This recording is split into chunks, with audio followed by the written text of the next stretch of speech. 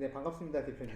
네, 반갑습니다. 네, 그 이제 연말 맞이해갖고 내년의 부동산 흐름에 대해서 궁금해 하시는 분들이 또 많이 계실 것 같아요. 네, 그래서 대표님이 또 이제 개인적으로 생각하실 때는 내년에 이제 부동산 전체적인 흐름에 대해서 한번 짚어주는 그런 시간을 가지면 좋을 것 같아서 좀 네. 간단하게 말씀 부탁드리겠습니다.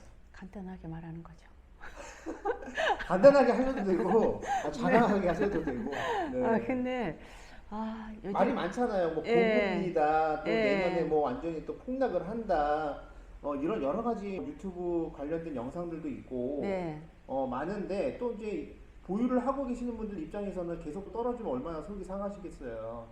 그래서 전체적인 부분을 한번 짚어주시면 좋을 것 같아요. 근데 이제 제가 지금 사실은 경기 흐름을 저는 한 두 번 정도 제가 그 금융위기 때 네. 한번 경험을 했었거든요. 서브프라임 예, 예, 예. 네. 그때도 한번 경험하고 이제 지금 두 번째가 아닐까라는 생각을 하는데요.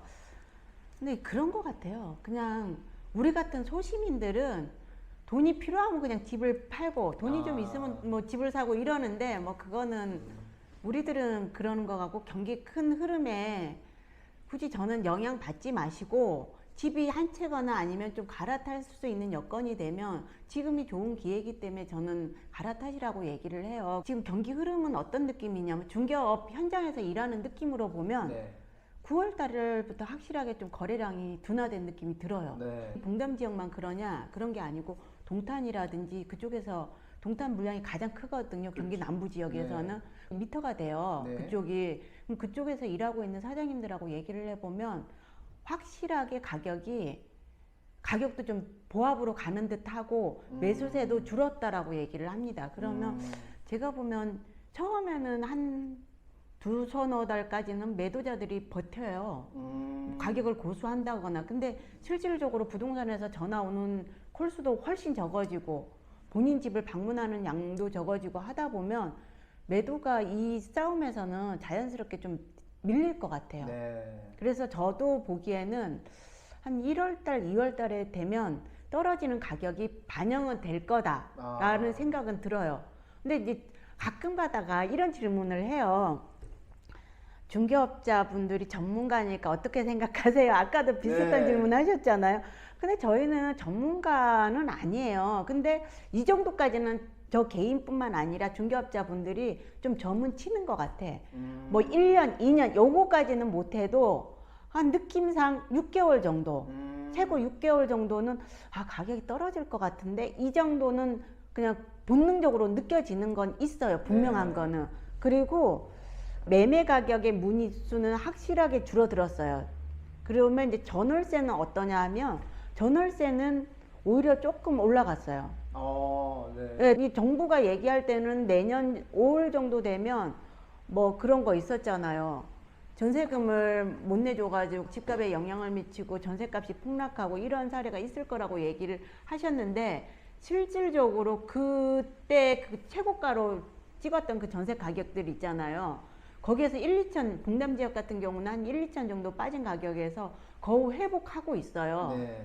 그럼 이제 이건 역설적으로 뭘 의미하냐? 집을 안 사겠다라는 뜻이에요. 그쵸. 나 차라리 전세로 살겠다. 왜냐하면 전세로 살든 매매로 살든 월세를 살든 집은 반드시 필요하거든요. 예, 전월세 가격은 올랐어요. 네. 봉담 지역 같은 경우도 여름에 제가 썼을 때는 우리 단지 여기가 보통 2억 8천에서 3억 정도를 얘기를 했었거든요. 근데 지금 얼마 하냐면 3억 3천에 물건이 나오고 그 3억 3천에 실질적으로 들어오시겠다고 계약서를 쓰셔요. 3억 3천, 3억 4천까지도 쓰셔요. 그래서 제가 보기에는 전세값은 다 이제 회복을 했다라는 생각이 들고 저희가 그때 그 2008년도, 2009년도 진짜 암울했었거든요. 네. 부동산 시장에서. 근데 그때 어떤 일이 있었냐면 전세값은 계속 올랐어요. 계속 올랐어요. 진짜 그때 보면 심지어 어떤 일이 있었냐면 저희 고객 중에서 영통에 사신 분이었거든요. 네. 근데 그분이 저희 부동산에 오셔갖고 뭐라고 얘기를 했냐면 제가 영통에서 매매를 살고 있었는데 우리 집이 어렵게 해서 매매가 됐습니다. 중개사님. 네. 근데 이거를 투자자가 샀나 봐요. 근데 제 기억으로 21평인가 뭐 이 정도 됐었어요. 근데 그 집이 정확한 금액은 생각이 안 나는데 자기가 1억 9천 정도에 팔았다라고 얘기를 하더라고요. 1억 9천에 팔았는데 이 사람이 자기한테 전세를 얼마를 내놓냐면 2억에 줬대요. 네. 자기가 1,000만 원을 더 줘야 되는 거야. 집을 팔았는데. 그래서 자기가 너무 불쾌해가지고 좀 이건 아니지 않아요. 내가 집 판 금액보다 전세가 더 비싼 게 이게 말이 돼요. 이렇게 얘기를 했어요. 그랬더니 그분이 당신이 이 집에서 매도자였기 때문에 내가 그나마 싸게 준 거다.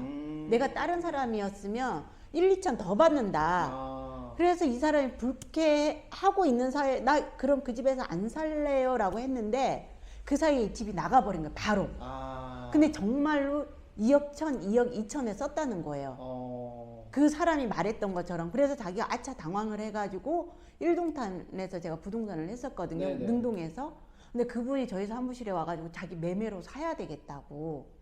그래서 그분이 매매로 집을 샀어요. 근데 그때 정말로 그 기사도 있을걸요. 전세값이 매매가를 앞질렀다고. 네.